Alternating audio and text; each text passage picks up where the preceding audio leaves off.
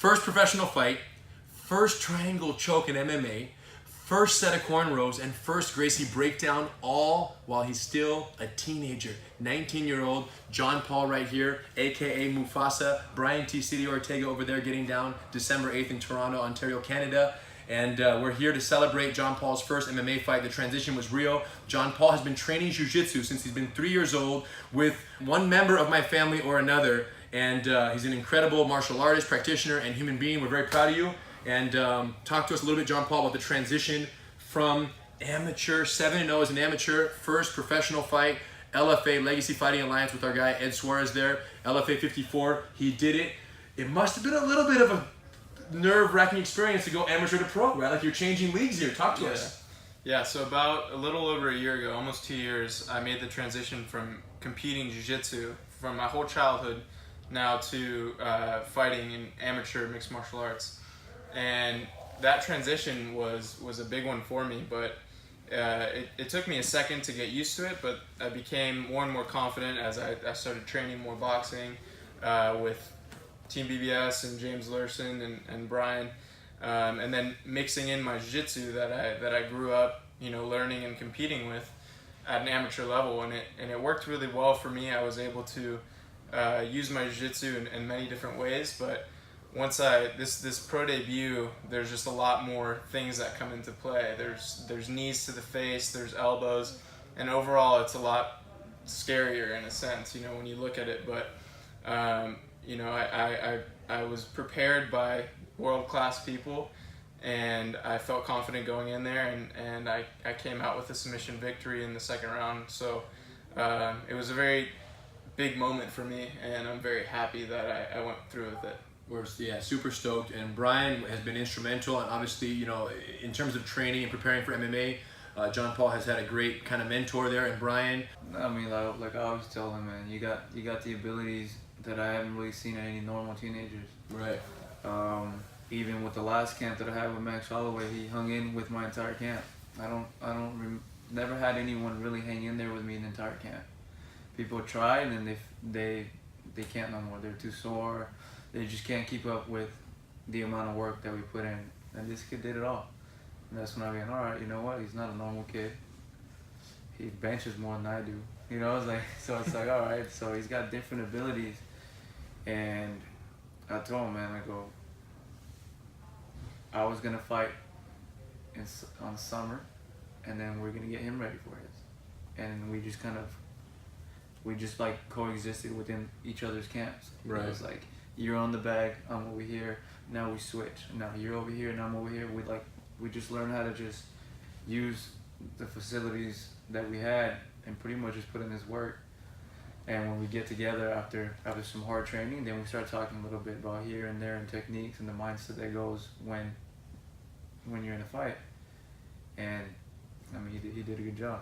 It's beautiful. So talk to you a little bit about the fight itself. I'd seen a few videos of him on YouTube, and he was a kind of guy that rushes forward and tries to go in for the takedown. So for me, if I felt good about that, because I knew if it went to the ground that I would be able to use my jiu-jitsu and find the more dominant position or get a submission. Right.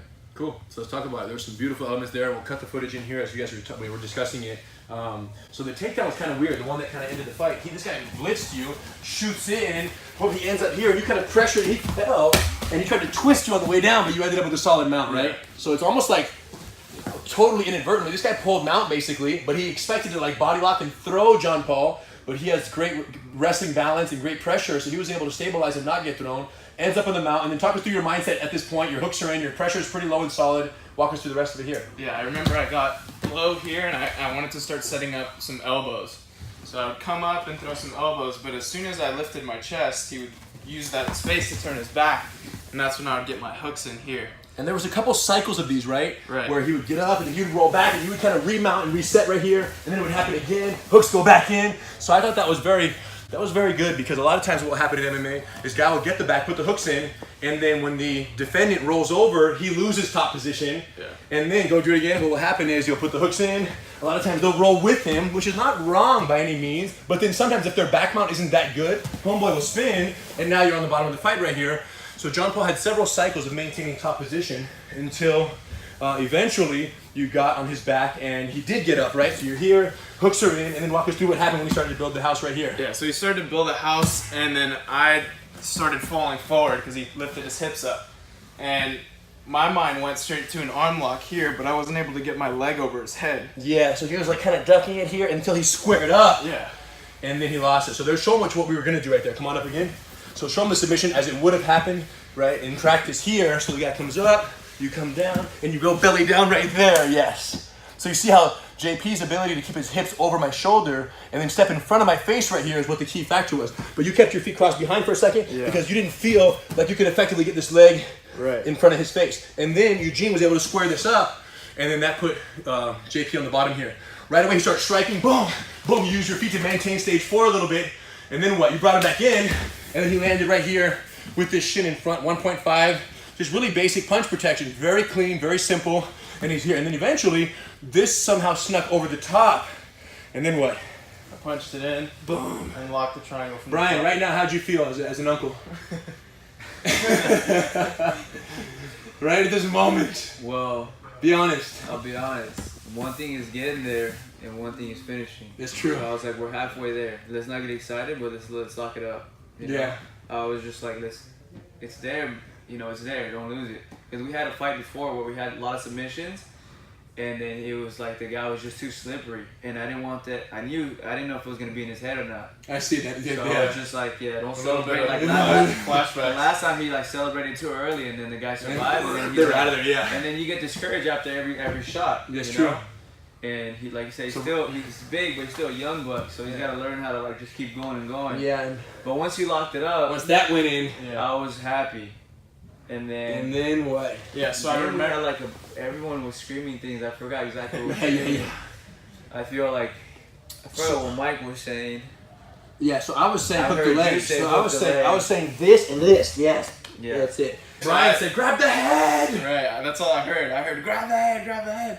And that's when I knew to lock up the head and pull it in and finish the triangle, which is a very effective way. Like basic. Yeah. I mean, I feel like everything was Super like basic. like Really super basic. Yeah. as in Now what's terms of- crazy is right this before is- the fight, you and Mike were backstage doing this. Show us what you were doing. Yeah, we were drilling right here.